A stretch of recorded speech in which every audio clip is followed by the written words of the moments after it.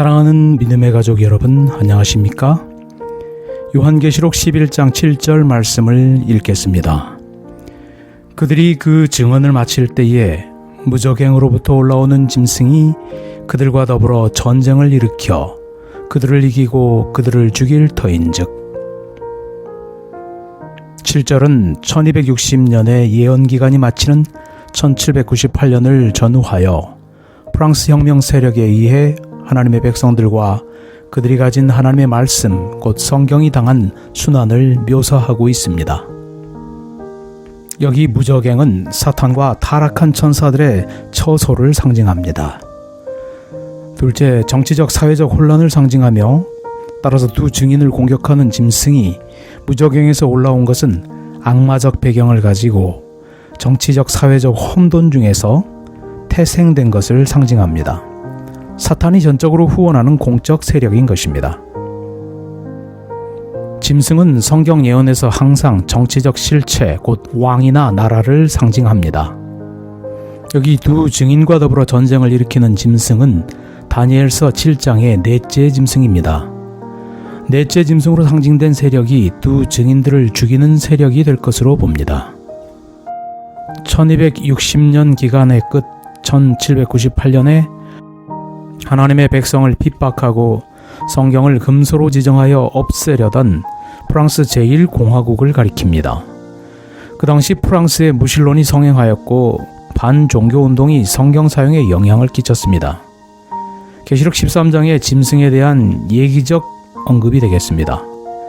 조지 레드는 비록 짐승이 처음으로 여기에 언급되었다 할지라도 계시록 13장에 나오는 다른 짐승에 대한 예기적 언급이라고 하였습니다. 13장의 첫째 짐승과 동일한 짐승입니다. 13장의 첫째 짐승은 성도들과 싸워 이기며 42달 동안 성도들에 대해 권세를 부립니다. 42달은 두 증인이 예언하는 기간과 같습니다. 두 증인의 예언하는 기간인 1260일이 마칠 때에 무저갱에서 올라온 짐승은 두 증인을 죽일 것입니다.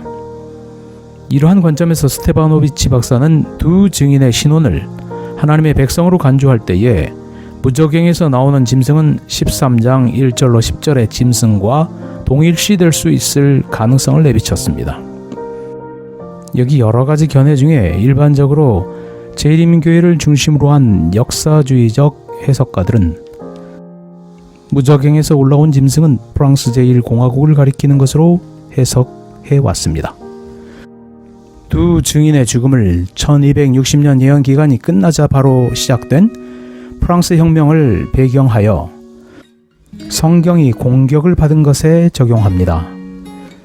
이 짐승의 출처는 바다나 땅이 아니며 무저갱입니다. 더군다나 1260일간 해를 받은 것이 아니라 오히려 두 증인에게 위해를 가했습니다.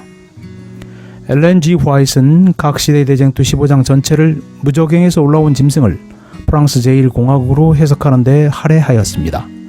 프랑스 혁명은 대공포의 기간이었으며 반기독교적 운동이 일어나 성경을 대대적으로 반대하였고 무신론과 세속주의가 판을 치던 기간이었습니다.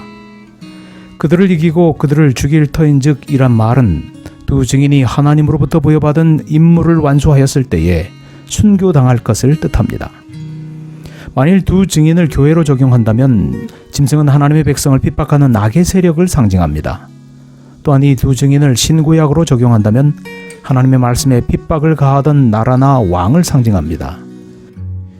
이 두 증인은 죽어서 공개적으로 그 큰 성 길거리에 노출되어 있습니다. 구약에는 하나님께 거역하고 하나님의 백성을 박해한 큰 도성들의 긴 목록이 기록되어 있습니다. 요한계시록에서 그 큰 성은 자주 마지막 때의 바벨론을 가리키는데 이 도성은 하나님과 그분의 백성을 대항하는 최후의 쟁투에 가담하는 도시입니다. 요한계시록 11장에서 이 큰 성은 예언기간인 1260일 끝에 무저갱에서 올라오는 짐승이 다스리는 영토입니다. 그 영토는 성경에 언급된 바 하나님을 거역하는 큰 도성들이 갖는 영적 특성들을 지니고 있습니다. 그것은 소돔의 사악함과 도덕적 타락, 애굽의 무신론적 거만함, 그리고 그들의 주께서 십자가에 못 박히신 곳인 예루살렘의 반역 정신을 가지고 있었습니다. 예루살렘이 예수님을 거절하고 죽였듯이 이 큰 상징적 도성도 그리스도 교회와 성경을 죽입니다.